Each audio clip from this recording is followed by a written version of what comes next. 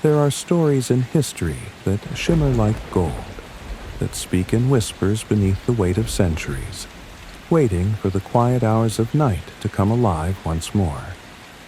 Among them stands the tale of the Pharaohs of ancient Egypt, a tale carved into stone, buried in desert silence, and guarded by gods whose names have not been spoken for millennia. These were not ordinary rulers. They were god-kings, walking a delicate path between heaven and earth, crowned in sunlight and shadow. Their monuments pierced the sky. Their tombs sank into the earth like hidden prayers. And their lives, their lives were as unsettling as they were magnificent. When we think of ancient Egypt, we often picture the splendor, golden headdresses, massive pyramids, statues that have watched over the Nile for thousands of years. But there was another side to this glittering world, one that pulsed with obsession, ritual, and dread. Beneath the opulence lived a constant fear of chaos. The pharaoh was not just a monarch, but the embodiment of cosmic balance. His breath was the breath of the gods. His failure could bring famine or war. And every hour of his life was dictated not by desire or choice, but by divine expectation. Tonight, we're not just going to talk about ancient Egypt. We're going to step inside it. You'll walk the polished halls of a palace at sunrise.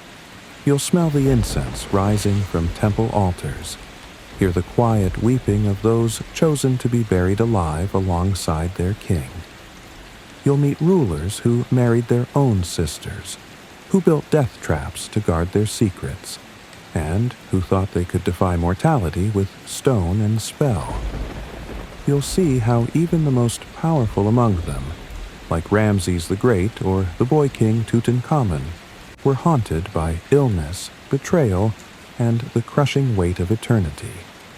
And yet, for all their flaws and cruelty, the pharaohs were deeply human. They feared the unknown. They longed to be remembered. They looked to the stars and saw a home beyond death. Their world was one of contrasts, divine and depraved, beautiful and brutal. And as we drift through their story tonight, you may find echoes of our own fears and dreams reflected in theirs. Proof that even gods in gold masks were, at heart, still flesh and bone. So, turn down the lights. Let the outside world fade. We're about to slip into a time where magic was law, where kings became gods, and death was only the beginning. Tonight, let's wander, where no maps can guide us. Welcome to Forgotten History.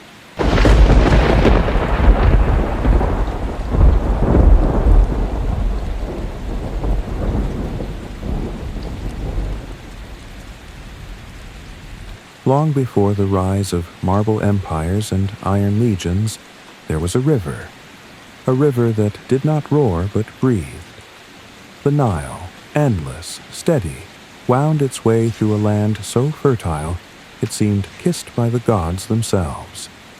From its banks rose the first murmurs of a civilization that would endure not for centuries, but for thousands of years. Ancient Egypt did not arrive with thunder or conquest, but with rhythm, like the beat of water on stone, like the slow breath of time. It began around 3100 BCE, when a single man, Menes or Narmer, united Upper and Lower Egypt into one kingdom. He took the red crown of the north and the white crown of the south, and became something the world had never seen before, a pharaoh, king, priest, protector, and god in one. And so a civilization bloomed where desert met river, guided by the flooding of the Nile and the certainty that the cosmos had order, that Maat, the principle of truth and balance, held sway over all things. The land became a living scripture. Farmers tilled soil by the stars. Builders shaped stone with songs. Priests read dreams like maps. Across centuries, Egypt stretched from the Mediterranean Sea to Nubia's golden reaches. It was a kingdom of temples and granaries, scribes and dancers, sacred cats and heavenly calendars. They carved language into rock, hieroglyphs that fluttered like birds and curled like vines. They measured time not by conquest, but by the breath of the river and the return of the sun. And at the center of this immense, humming world stood the Pharaoh. Not a man, but the falcon of the skies, the son of Ra, the eye of Horus. His gaze was law, his voice ritual, his existence held back chaos itself. With the crook and flail crossed over his chest, he shepherded both wheat and worship, grain and galaxy. His every gesture, eating, walking, sleeping, was a reenactment of divine truths. He did not merely live in Egypt, Egypt lived through him. But for all its grandeur, the kingdom was fragile, built on silt and symbol, held together by floods and faith. Should the pharaoh fail in devotion or ritual, the Nile might withhold its waters. Crops would fail. Gods would turn their faces. Order would fall into ruin. And so, the pharaoh bore a burden no crown could lighten, one of eternal vigilance, endless ceremony, and terrifying consequence. Yet, amidst this cosmic responsibility, there were whispers. Whispers behind the throne, within the palace walls, where gold glinted not with light, but with secrets. For while the kingdom looked flawless from afar, its beating heart was far more turbulent. And behind the divine mask of the pharaoh, a very human face began to show. Dawn came softly in ancient Thebes, not with alarm or urgency, but with warmth, seeping through limestone columns, cooling gently in courtyards perfumed with jasmine and blue lotus. The palace stirred as if from a long dream, its hush broken only by the patter of bare feet on polished stone and the low murmurs of servants preparing for divinity's awakening. The pharaoh did not rise alone. He was roused by ritual. Musicians played soft melodies on lyres and flutes, offering sound as sacrifice. Blind singers recited hymns to the sun god Ra, weaving light into words before the first ray even touched the earth. Incense curled in the corners like the breath of forgotten gods. And in the chamber of the living God himself, the air was thick with sacred oil and silence. Attendants approached the pharaoh with reverence bordering on fear. No one spoke his name aloud, not here. To do so would invite intimacy where only awe belonged. They shaved his body smooth, not out of vanity, but to rid him of mortal impurity. They lined his eyes with kohl made of crushed malachite, not for beauty, but to channel divine energy and ward off illness. Every drop of oil, every piece of linen, every motion of the hand was prescribed by tradition older than memory. The crown placed upon his brow was more than a headdress. It was the union of worlds, white and red, north and south, spirit and soil. Around his neck, golden amulets inscribed with spells clinked against skin that smelled of myrrh and sun-warmed copper. He was now ready, not as a man, but as the living embodiment of Horus, to step into a day that was never truly his own. The palace was a maze of sound and light. Birds called from shaded gardens. Lion cubs slept beside fountains. In the colonnaded halls, columns rose like frozen prayers, each carved with the names of ancestors and gods. As the pharaoh walked, courtiers pressed their foreheads to the ground, whispering blessings and hopes, though none dared meet his gaze. That gaze, after all, was divine. His first duty, always, was worship. At the inner sanctum of the palace shrine, only the pharaoh and the high priests were permitted to approach the god statue. It was dark there, always dark, save for the flame of a single oil lamp and the glint of gold on the altar. He made offerings in silence, libations of wine, bowls of honey and bread, fine cloth, and sometimes a lock of his own hair. He prostrated himself before the god as if he were nothing, so that Egypt might remain everything.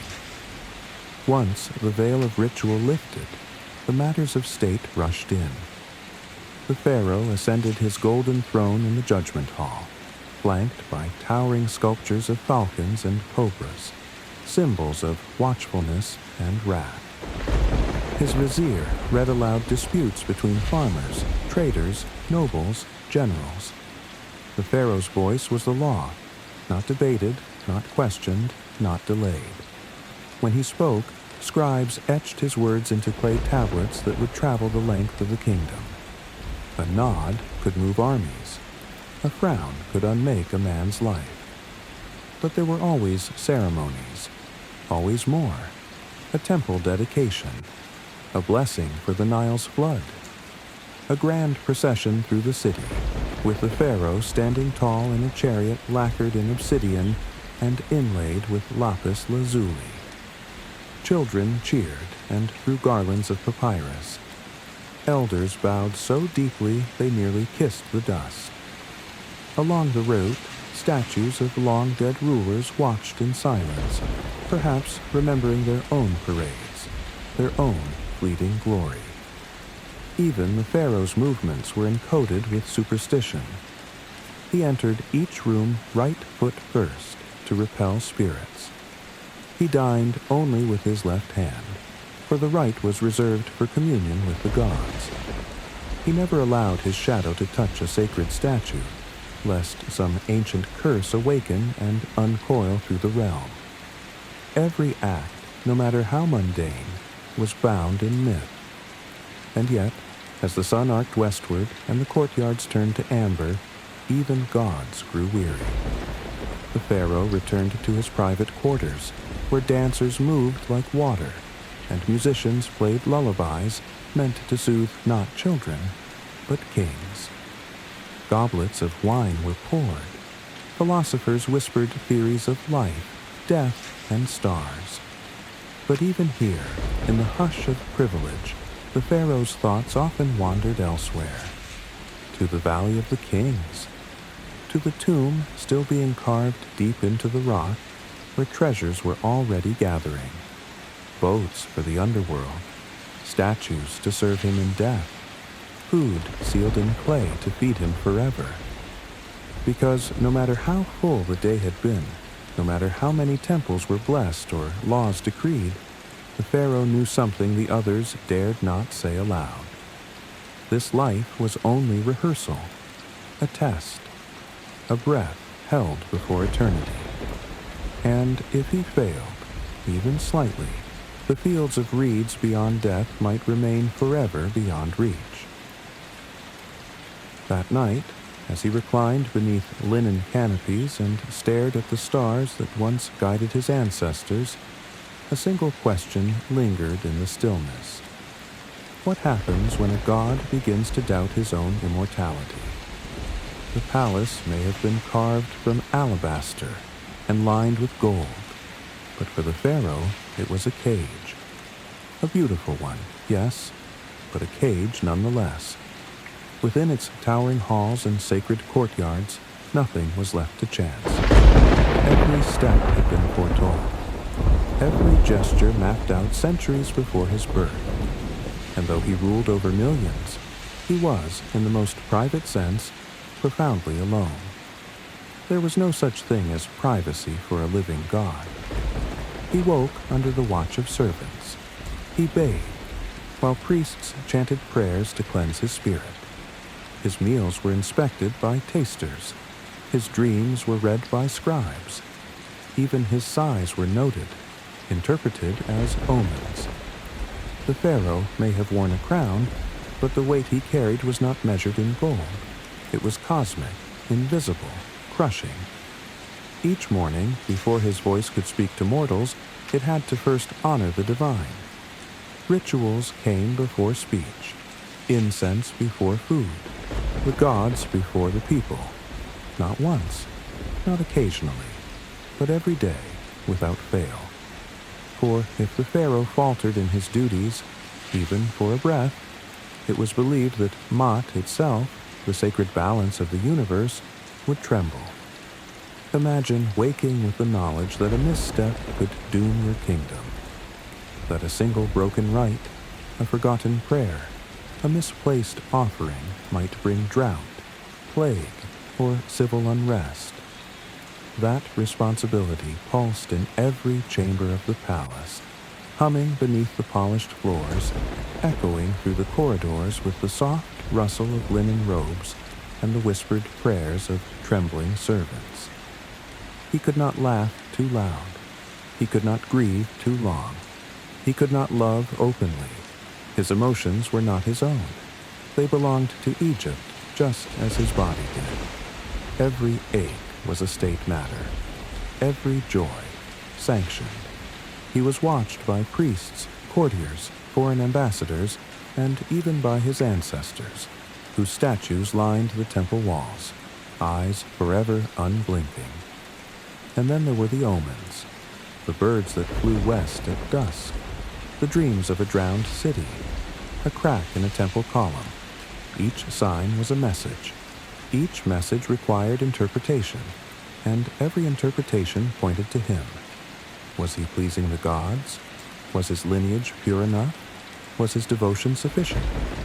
Even in sleep, he could not rest, for the gods walked in dreams, and sometimes they carried swords. One night, a pharaoh dreamt of Ptah, the creator god, towering and stern.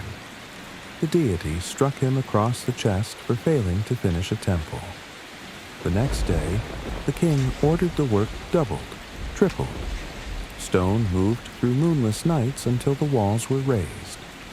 That same pharaoh was later found with a scar on his chest, exactly where the god had struck in his dream. That is the power of belief. It does not sleep. Even the palace itself was a map of cosmic order. Each door aligned with the stars, each room symbolic.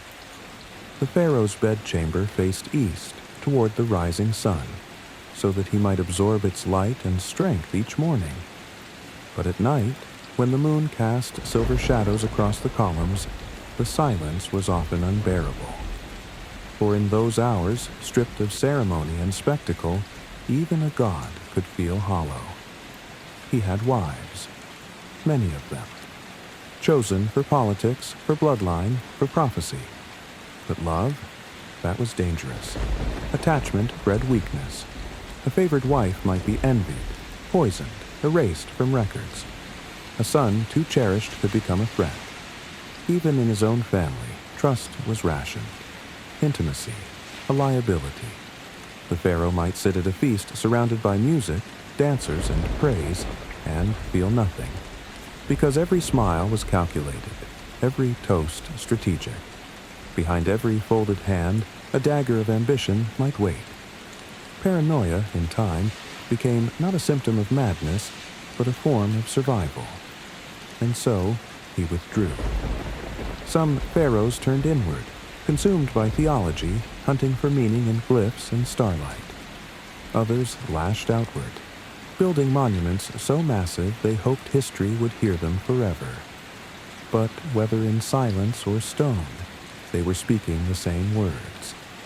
See me, remember me, make this matter. Because despite all the ritual, all the offerings, all the titles and divinity, the pharaoh knew what others dared not say aloud. He would die. He would leave behind the throne, the gold, the titles, the statues. And in that moment, stripped of all earthly power, he would be judged, not by his courtiers or armies, but by the gods themselves. His heart weighed against a feather, his soul suspended in the scales. And what if it failed? What if the rituals were not enough? What if the priests had lied? What if the gods did not come? In the deepest hours of the night, beneath layers of silk and silence, As the wind whispered through the palace walls, that question returned like a ghost. How does a god prepare to be forgotten? The gods may have carved his image into stone, but within the walls of the palace, the pharaoh was not immortal. He was a man surrounded by blood, royal blood, sacred blood, but blood all the same. And blood has memory. Blood has rivalry. Blood has thirst. It was not war or rebellion that most often unseated kings in ancient Egypt. It was the silence of bedrooms, the whispers behind veils, the softest lies traded in the shadows of marble columns. It was the hands of family. For in the court of the God King, everyone had ambition, and no one could afford to be second. The pharaoh's greatest duty, besides honoring the gods, was securing a future. He had to produce an heir, a son, a continuation of the divine flame. But in doing so, he stepped into a maze of danger, because once a child was born, others would begin to die. He did not marry for love. He married for power. His queen was often his sister, his cousin, or even his own daughter. Not out of affection, but to preserve what was sacred, the purity of the royal bloodline. Incest was not taboo. It was tradition, to emulate the gods who married their siblings in the heavens. And yet, beneath this divine justification, lay the slow rot of something deeply human and deeply fragile. The royal household was not a home. It was a battlefield. A great royal wife might rule beside him by day and scheme behind him by night. Her sons were princes, but so were the sons of his lesser wives. And in a world where the strongest did not always inherit, every child became a weapon, a future pharaoh, or a threat. Courtiers aligned themselves with mothers. Priests whispered favors to one boy while cursing another. Servants went missing. Scrolls were forged.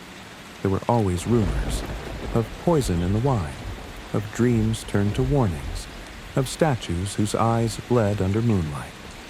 Take the tale of Hatshepsut. She was never meant to rule, a woman, a regent, a placeholder. And yet she did not step aside. She claimed the throne, not as queen, but as king. She donned the beard, the crown, the titles. For 2 decades, she ruled with unmatched wisdom and force, her name carved deep into obelisks and temples. But even she, the great exception, would one day be punished for breaking the sacred order. After her death, her successor, her own stepson, chiseled her face from the walls, scraping her name from memory, trying to undo what time had already claimed. Or consider Akhenaten, the heretic king, who turned his back on centuries of gods and declared the sun disk, the Aten, the one true divine.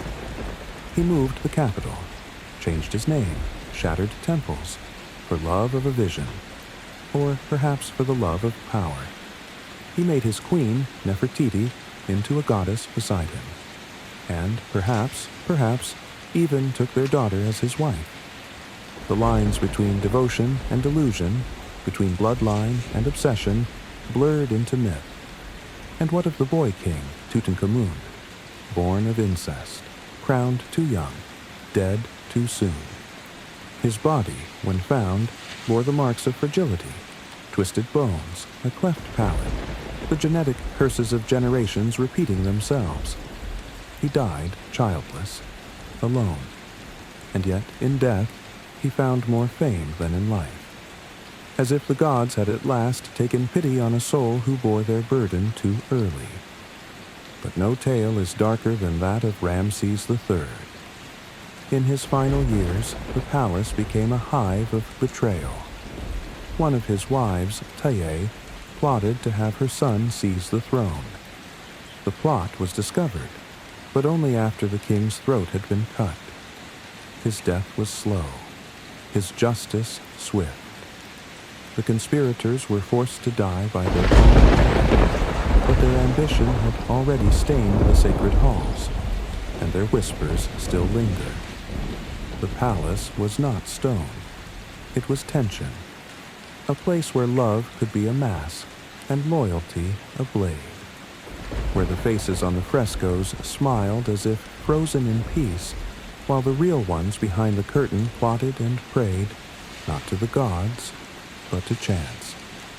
The pharaoh, in his isolation, knew this, knew that each smile might be a trap, each embrace a farewell, that the woman lying beside him might be the mother of his murderer. And yet, he continued. Because to stop, to trust, to rest, was to risk it all. He was not just a king, he was the sun. And if he ever stopped burning, the world he ruled might fall into night. Still, one question haunted him in the rare quiet moments between ceremony and suspicion, between kisses and killings, between prophecy and paranoia.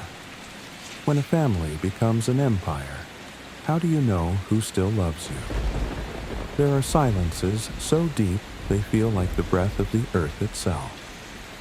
The Valley of the Kings held such silence. Beneath cliffs scorched by sun and time, the tombs of pharaohs stretched into the rock like veins, carved not for the living, but for the divine. These were not graves. They were portals, machines of resurrection, wombs in stone meant to birth eternity. But eternity, in ancient Egypt, was not a solitary journey. The pharaoh would not go alone. When a king died, the world shifted. The temples darkened. The priests wept in ceremonial rhythm. In the palace, servants lowered their eyes, and in the tomb, preparations began, not just for the king, but for all who would follow him into death. Some were willing, most were not. In the earliest dynasties, the belief was simple and absolute. If a servant had cooked for the king in life, they must cook for him in death. If they had poured wine, they must pour still. If they had brushed his hair, made his bed, tended his lions, they must continue beyond the veil. The afterlife mirrored the palace, and the palace required staff. So they were taken. They were drugged or strangled or bludgeoned in silence, buried beside their master in neat rows, each one wrapped in linen, some with names still scrawled on wood. There are tombs, like that of King Jair, where archaeologists found over 300 bodies aligned in concentric circles around his burial chamber. Men, women, children, some barely into adolescence, some elderly, all silenced forever so one man could rise again. The tomb was not just sacred, it was crowded. Animals, too, were offered. Cats and baboons, falcons, dogs, gazelles, horses, and lions. A royal lion was once embalmed with such care that its body preserved the shape of its mane. These companions were not mere pets. They were echoes of power, reminders of royalty, guardians of status. In death, the pharaoh's world would remain fully stocked, with loyalty, beauty, and obedience. But perhaps the most haunting offering found in the tombs was not human flesh or animal hide, but something stranger. Bundles of hair, piles and piles of shorn hair. In subterranean catacombs beneath the Temple of Anubis, archaeologists uncovered over 80 tons of human hair, stacked with care, as if it were currency. Perhaps it was meant as sacrifice. Perhaps it belonged to the condemned. Perhaps it was seen as a part of the soul. No one knows for certain. But the image lingers. Locks taken in silence, laid at the feet of gods who never answered. As Egypt grew and changed, so too did its rituals.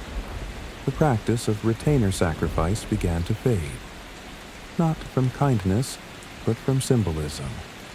Instead of living servants, the dead were now accompanied by shakti, small figurines carved from wood, stone, or faience, placed by the hundreds into tombs.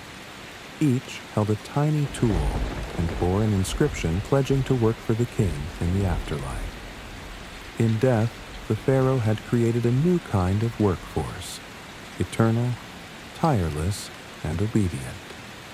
But even this change could not erase the legacy of what came before. The old tombs remained, the bodies still slept, and the silence they held was heavier than gold. To be chosen was considered an honor, at least officially. Families might be rewarded, names might be remembered, but memory is a poor comfort. And for the ones taken, there was no ceremony, only a final breath in the dark. Later, pharaohs like Akhenaten rejected these customs, focusing on the sun, not the dead. He built a city with no shrines to the past, no tombs filled with shadows. But after his death, the old ways returned. Tutankhamun, his son, was buried with grandeur. His tomb, a glittering vault of masks and perfumes, and even his stillborn daughters. Tiny bodies, wrapped in gold-threaded linen, sealed away to accompany their father to a paradise no one could confirm. The deeper one walks into a royal tomb, the quieter the world becomes. Time flattens, light fades, and in that hush, one can almost hear the breath of the past, the rustle of linen, the scrape of stone, the final whispered prayer of a servant who knew he would never see the sun rise again. The pharaoh's power did not end with death. It deepened. His tomb was not an ending, but an empire underground, an empire paid for in lives. And as the torches flicker against the painted walls, gods with jackal heads, rivers of stars, boats that sail through the night sky. A question begins to form, faint and steady, like a drumbeat buried under sand. How much must others lose for one man to live forever? There are monuments that still cast shadows thousands of years after their builders turned to dust. Pyramids that pierce the desert sky. Temples that echo with the names of gods no longer worshipped. Colossi that gaze across the sands, unmoved by time. These were not just structures. They were prayers in stone, declarations of eternity carved by mortal hands. And at the heart of them all stood the pharaoh. But these marvels came at a cost. The Great Pyramid of Khufu, towering over Giza, was not born of miracles. It rose block by block, under the weight of human labor, under the blistering sun and watchful eyes of overseers. Over 2 million limestone blocks, each weighing as much as a car, arranged with such precision that even today, a knife blade cannot slip between them. It took decades. It took lifetimes. It took backs bent and bones broken, all for the burial of one man. He would never see it completed. And yet he believed, truly, that this would be his ladder to the stars. Inside, deep beneath the stone skin, narrow passageways twist and rise toward a hidden chamber. No decoration, no lavish tomb paintings, only silence, weight, and darkness. There, the pharaoh's body would lie, sealed in granite, surrounded by offerings and magic texts, waiting for the moment when spirit and flesh would reunite. This was not death. It was transit, a launching point for ascension. But immortality, once dreamed, rarely obeys. Khufu's name, once revered, grew tangled in rumor. Tales of tyranny, cruelty. The laborers who built his pyramid may not have been slaves, but their skeletons tell a story of exhaustion, of injuries, of lives shortened for the sake of glory. The monument remained, but the man behind it faded, his legacy debated, his soul uncertain. Other kings followed. They built temples that stretched for miles, obelisks carved from single slabs of stone, dragged across rivers, stood upright by sheer human will. They left walls etched with their victories, festivals, children, lovers. They covered entire valleys with burial cities, mausoleums disguised as cliffs, each tomb a fortress against time. And still they could not rest. The Valley of the Kings, that quiet necropolis where Tutankhamun and Ramses II now sleep, was designed to be hidden. Its entrances masked, its contents sealed. A sanctuary of eternal silence. But silence tempts. Thieves came with torches and chisels, following rumors passed from mouth to ear. Tomb robbers knew the layout, the spells, the traps. They carved through walls, pried open coffins, shattered canopic jars, and dragged treasures into the night. The curses of the priests went unheard. The gods did not answer. Gold was more powerful than myth. Even priests, once guardians of the dead, began unwrapping mummies to rescue their valuables. In times of famine, the body of a king meant warmth, fuel, and trade. Names were stripped, faces defaced, the divine reduced to plunder. The mummies we see today, neatly displayed in glass, labeled, numbered, catalogued, were never meant to be seen. They were meant to sleep, to whisper to the gods, not to tourists. And yet they've been poked, sliced, scanned, and shipped, laid bare beneath fluorescence instead of starlight. Tutankhamun, whose life was brief and unremarkable, found a second kingdom in death. His tomb, small and hastily built, was the only one left mostly intact. When Howard Carter unsealed it in 1922, the world gasped. Gold glimmered in lamplight. Chariots leaned against walls. Perfume still lingered in sealed pots. And in the center, the boy king's mask, a face of eternal stillness, eyes fixed not on heaven but on memory. But even Tut was disturbed, removed from his tomb, dissected, displayed, his treasures scattered to museums. His body no longer rests in sacred silence, but beneath the feet of curious eyes. And Ramses the Great, mighty builder, warrior, father of over 100 children, did not fare better. His tomb was looted, his corpse moved, rewrapped, mislabeled. When it was finally unwrapped in 1886, centuries after his death, the once feared god-king lay fragmented, bones exposed, a hollowed echo of majesty. The monuments remained, but the peace they promised did not. The Egyptians had believed that names had power, that to speak a name was to make someone live again. But what happens when the name is spoken for entertainment, for curiosity, for study? What becomes of immortality when it is stripped of dignity? Some say the pharaohs live on, if not in body, then in myth, in the weight of the pyramids, in the stories whispered by wind through temple ruins. But in truth, many of them were forgotten, erased, betrayed by time, by greed, by the very people who once worshipped their divinity. And perhaps the deepest irony is this. In seeking eternity, in building monuments to outlast the sun, they invited their own undoing. They drew eyes to what was meant to be unseen.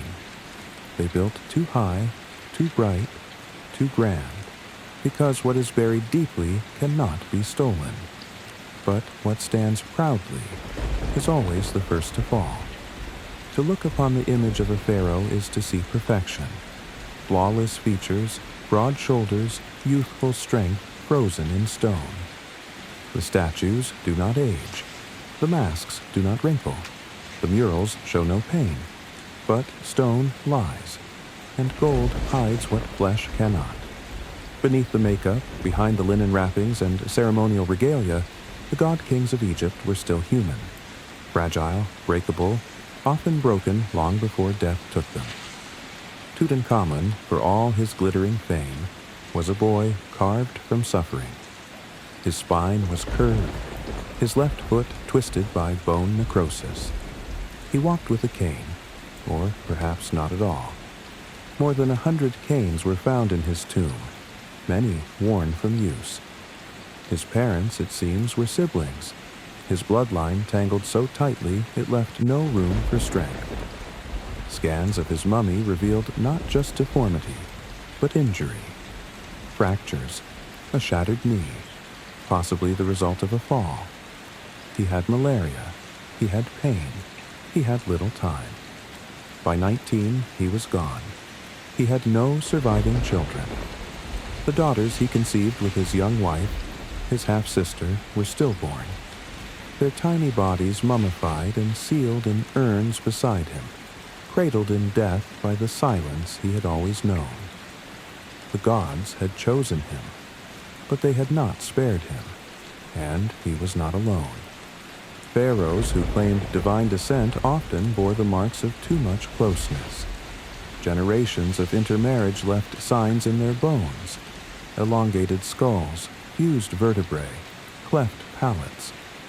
Akhenaten, the heretic king who worshipped only the Aten, is often depicted with a long, alien face, narrow limbs, curving hips. Scholars debate whether this was truth or symbol. Was he sick, or simply strange? Either way, his body, if it truly is his that lies beneath the sands, tells a story of fragility masked by fanaticism. Even Ramses II, mighty and long-lived, was not untouched by mortality. His mummy shows severe dental abscesses, signs of arteriosclerosis, and a rigid spine. He ruled for 66 years, but in his last decades he suffered. His joints stiff, his teeth decayed, his skin stretched tight over a body retreating inward. He outlived many of his children, watched his empire strain beneath its own glory, and when he finally died, his tomb could not hold him. His body was moved, hidden, unwrapped, disturbed again and again. They called him a god, but gods do not rot. The ancient Egyptians believed the body must be whole in death to be whole in the afterlife. That the heart would be weighed against a feather, and if found too heavy with sin, it would be devoured by a beast, and the soul erased forever. But how does a crippled body pass such judgment? How does a broken child stand before the gods? Perhaps they hoped the masks would be enough. Those golden faces, serene and idealized, were not portraits. They were replacements, to cover deformity, to hide decay, to suggest perfection where none remained. They were not made for the dead to see, but for the living to believe. Yet, even in life, the cracks showed. Royal physicians prescribed spells alongside salves. They treated the king's body as both temple and battlefield. They removed tumors with obsidian knives, drained abscesses, set bones. But illness could not be conquered by divinity. And when healing failed, it was seen as punishment, from gods displeased, from rituals neglected, from sins whispered in the shadowed corners of the throne room.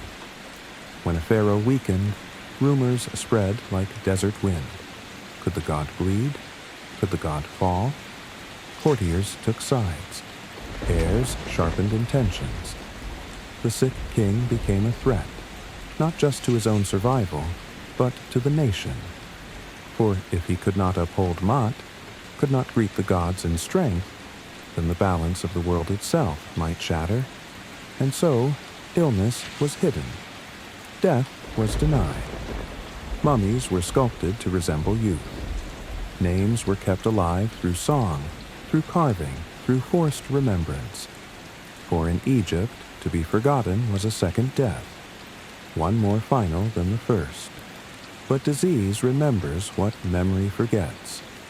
And the bones, the CT scans, the DNA, these whisper the truths that history tried to bury. That the pharaohs were never invincible, that their power could not shield them from blood disorders, parasites, infection, injury. That, beneath the crowns and paint and prayers, there were men and women afraid to die.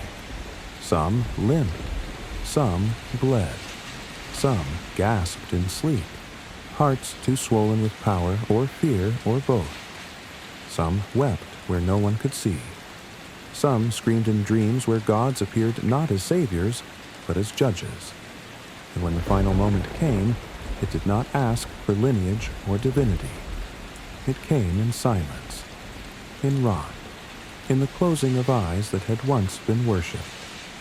So, when you look upon their statues, proud and cold in museum halls, remember, behind those chiseled features once beat a heart no different from yours.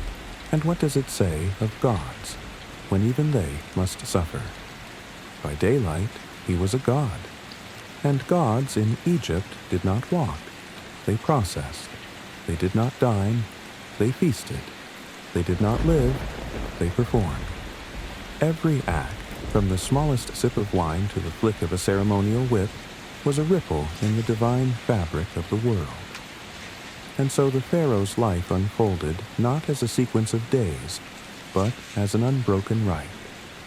A play with no intermission, written long before he was born, and one he could never leave. Morning began not with breakfast, but with purification. Holy water drawn from the Nile, sometimes warmed with herbs, was poured over his limbs by white-robed priests. His body was dried with linen embroidered in prayers. Oil of cinnamon and myrrh anointed his skin. A thin line of kohl was traced beneath his eyes, both as adornment and as shield, against the glare of Ra and the gaze of men. Then came the linen robes, the jeweled collars, the flail and crook, the headdress, each weight and echo of centuries. His first appearance to the world was always for the gods. He entered the temple slowly, barefoot, his steps measured against the rhythm of sacred chants. The temple was vast and cool, carved with secrets. The air was thick with incense and beeswax. Inside the innermost chamber, the naos, waited the god, not in spirit, but in statue. Blackened, golden, or faceless, the figure of divinity stood still, and only the pharaoh and his chosen priests were permitted to gaze upon it. He approached alone. In silence, he lifted bowls of wine, loaves of bread, veils of linen. These were not gifts. They were exchanges. Nourishment for protection, surrender for strength. The god was dressed each morning by human hands, fed by human lips, sung to by human voices. And when the ritual ended, it was the pharaoh who emerged transformed, divinely cleansed, ritually charged, and ready to face the living. His duties were vast. He issued decrees over irrigation and mining, heard petitions, signed scrolls, watched dancers twist like fire before foreign dignitaries. He presided over festivals that lasted days, where statues of gods were floated down the Nile on barks of gold and cedar, greeted by the cheers of thousands. During the Opet festival, he rode through Thebes flanked by drums and flowers, his barge so gilded it shimmered like a fallen star. But ceremony followed him into every hour. At banquets, he did not simply eat, he offered. Each dish had meaning, each flavor a ritual. Figs meant prosperity, duck, dominion, dates were fertility, honey, divine favor. Wine was both joy and danger, for in drunkenness the line between man and God blurred. Musicians played lyres tuned to celestial patterns. Dancers moved in numbers that echoed the structure of the heavens. Even laughter had its time and place. In the afternoons, he might hunt, not for food, but for symbolism. Riding in his chariot through the desert, he loosed arrows at lions, oryx, and gazelle. Each successful strike was a strike against chaos, a victory of order over wildness. He returned not with bloodied hands, but with proof. The gods still favored him. The land was still in balance, And when the sun fell and shadows stretched across the courtyards, he retreated to his harem, not for pleasure alone, but for legacy. The king's virility was not just personal, it was national.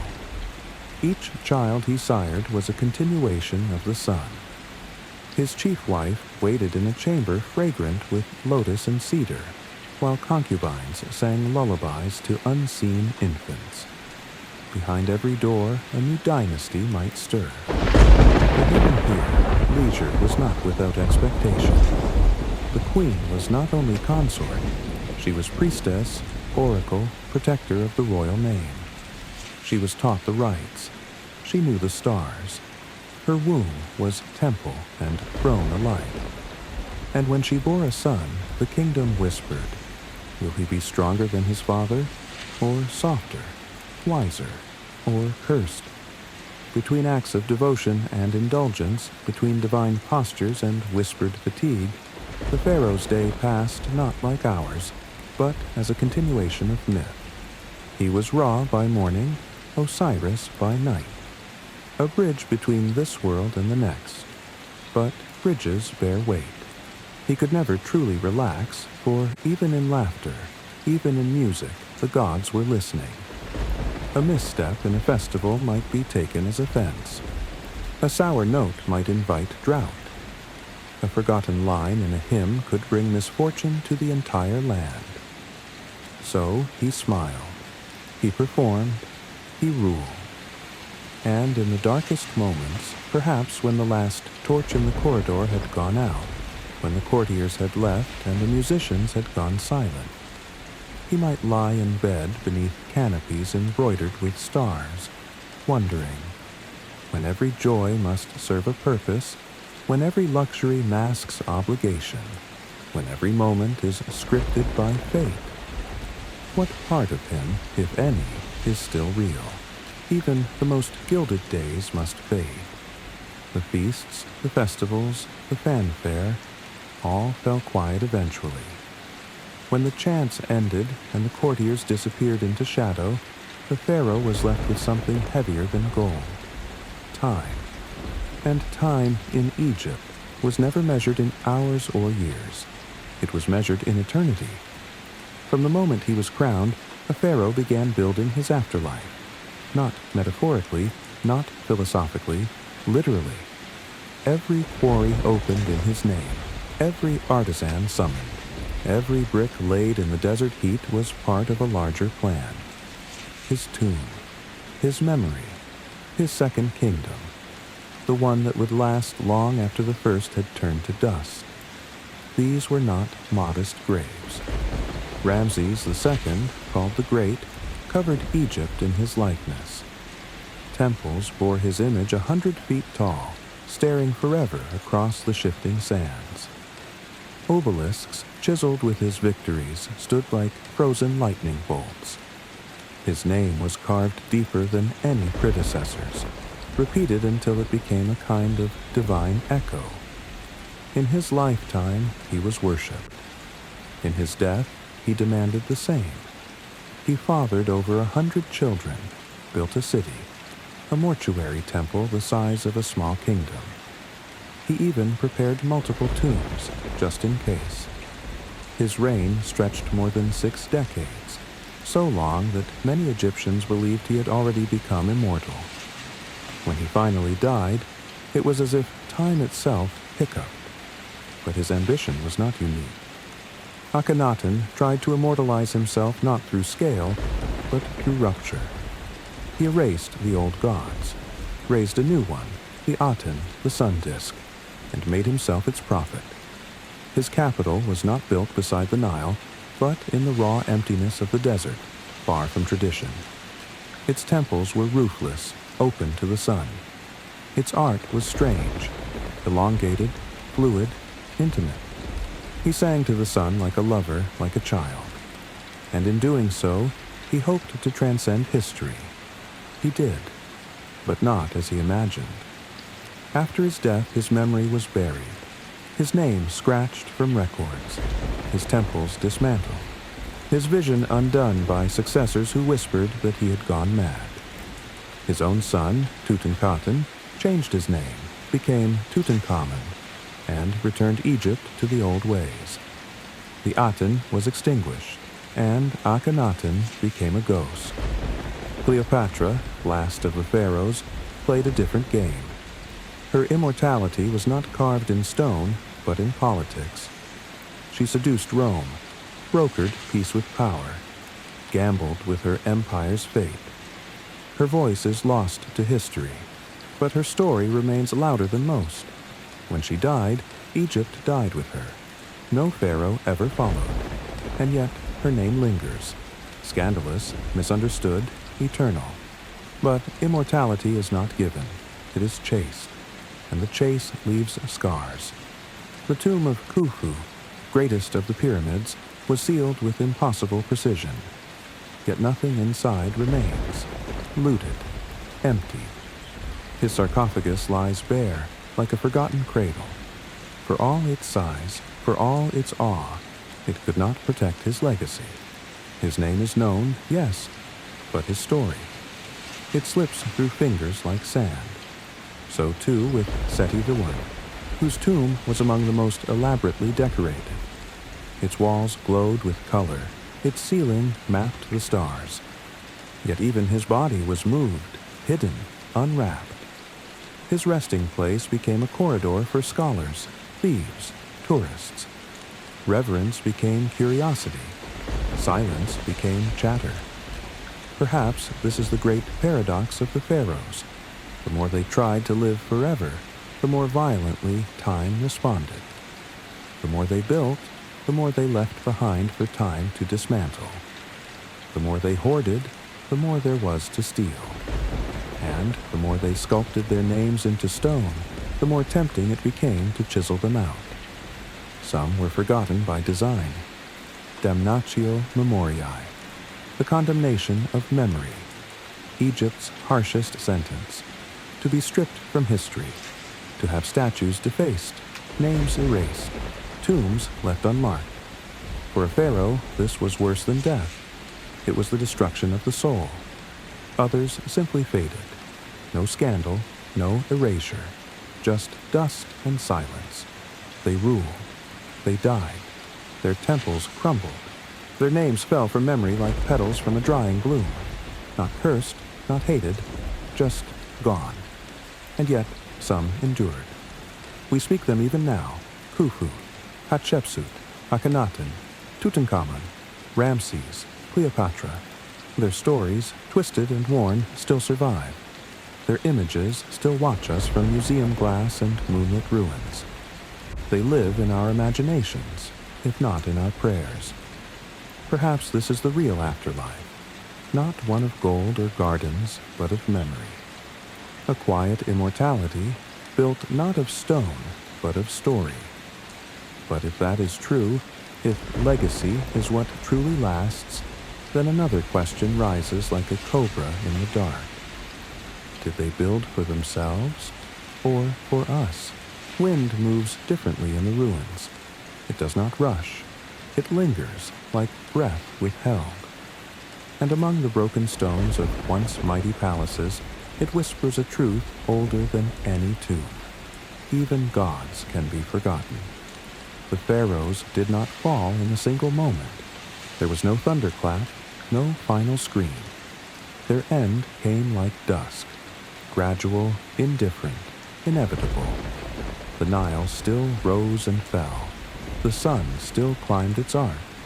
But the rituals grew quieter. The gold grew thinner. And the people stopped looking to the palace for answers. It began in the temples. Priests, once servants of cosmic order, grew powerful in their own right. They controlled wealth, land, the interpretation of the gods. Some pharaohs became figureheads, painted dolls in gold masks, reciting prayers no longer fully believed. Others fought back, reclaimed the altars, burned scrolls, but in doing so, they fractured what remained of trust. Then came the outsiders. From the Libyans to the Nubians, from Assyrians to Persians, waves of conquerors swept through the valley. Each brought new gods, new languages, new rulers. The crown, once divine, became negotiable. Some pharaohs shared power, some hiding, some bowed. And through it all, Egypt changed. The great monuments were no longer built. The quarries grew silent. Craftsmen moved on. Families forgot how to read the glyphs their ancestors once carved with reverence. The tombs remained, but as shadows, not sanctuaries. They were stripped bare, picked apart, converted to goat pens or wine cellars. Dust settled into the carved names. Water warped the murals. Bats nested in the arms of painted goddesses. Even memory crumbled. The last native-born pharaohs ruled from cities far from Thebes. Their names no longer stirred awe. Their images were smaller, their reigns shorter. And finally, in the shadow of Rome, the last breath of dynastic Egypt was drawn. Not with war, but with a whisper. Cleopatra's death was not just the end of a queen. It was the extinguishing of a fire that had burned for 3,000 years. Her body was never found, her tomb never confirmed. She vanished, like a sun swallowed by sandstorm. Rome took Egypt as a province. Its temples became curiosities, its gods reimagined as myths, and the once living world of the pharaohs became something else entirely, a story. But stories are stubborn. Though time forgot their names, though thieves stole their gold, though invaders rewrote their laws, something remained. The bones, the stones, the questions. In every cracked statue, in every tomb half sunken in sand, there was a whisper too quiet to die. Who were they, really? When Napoleon's men stumbled across the Rosetta Stone in 1799, they did not know they were unlocking voices that had been silent for millennia. And when scholars finally began to read those voices, those glyphs curling like wind, they did not find answers. They found mysteries nested inside mysteries. Mummies that shouldn't exist. Paints that never faded. Structures that defied explanation. Even now, the pyramids do not make sense. Even now, we cannot fully explain how they aligned their cities with stars, how they balanced power and faith, how they lived so long without forgetting how to die. We watch them now through glass. We visit their tombs with cameras. We name our children after their queens, our buildings after their gods. But we do not understand them, not truly. And perhaps they preferred it that way. Because in the silence of the Valley of the Kings, under layers of dust and regret, there is a different kind of monument. Not carved in stone, not sealed in gold, but buried in the imagination. The idea that somewhere, once, there lived a people who believed that death could be mastered, that time could be tamed, that one name might echo forever if only it were spoken enough. But time, as always, whispers back, and its voice is soft. For every throne there is an end, for every crown a cradle of bones. And no matter how many walls are painted, how many stars mapped, how many hearts weighed against feathers, the sand returns. And yet even in that return something resists. A single statue still stands, battered and faceless, against the shifting dunes. Its name is lost, its purpose forgotten, but it remains, watching, waiting, and maybe, just maybe, it remembers something we do not. Night arrives differently in Egypt. It does not fall, it breathes. Across the desert, between the broken temples and half-sunken pylons, a hush drapes itself like linen over the bones of history. The stars above Giza do not flicker. They hold their place, ancient and unchanged, as if waiting for someone long forgotten to look up and remember. Somewhere in the sand, a single footprint still curls at the edge of a ruined causeway. Perhaps it belonged to a builder, a scribe, a queen. Or maybe no one of consequence at all, but it remains, preserved by accident, invisible unless the light hits just right. And when it does, the past stirs, not in noise, but in the shape of silence. The pyramids stand, as they always have, not because they were meant to, but because they were built with the conviction that they must. Not for shelter, not for show, but for memory, for permanence, for a kind of defiance against everything that fades. Their stones remember hands, they remember prayers, they remember names now unspoken and faces no longer imagined. And yet, they do not speak. That is left to us. For all we know about mummification, about burial rites, about the lineage of kings, there is more we do not know. There are rooms still sealed, shafts still unexplored, words that scholars still cannot read. There are tombs that should exist, but don't. There are bodies we've found without names, and names without any trace of a body. Perhaps that is the final offering the Pharaohs left us. Not answers, but questions. They gave us riddles in limestone, echoes in gold, mirages of power, and above all, a reflection of ourselves, our longing to be remembered, to matter, to endure beyond our time. They built what we all fear to admit, that every empire ends, every body withers, and yet something might remain. If not in the earth, then in the telling. Even now, across oceans and centuries, we still tell their stories, sometimes in museums, sometimes in movies, and sometimes quietly at night, when the world feels a little older than it did yesterday. So perhaps that's all they ever wanted. Not worship, not glory, not even truth, just to be whispered. Tonight, as your eyes grow heavy and your breath slows, know that somewhere, beyond the reach of roads, beyond the edge of every map, the sand still moves. It covers and uncovers, hides and reveals. And with each shift, a piece of their story breathes again.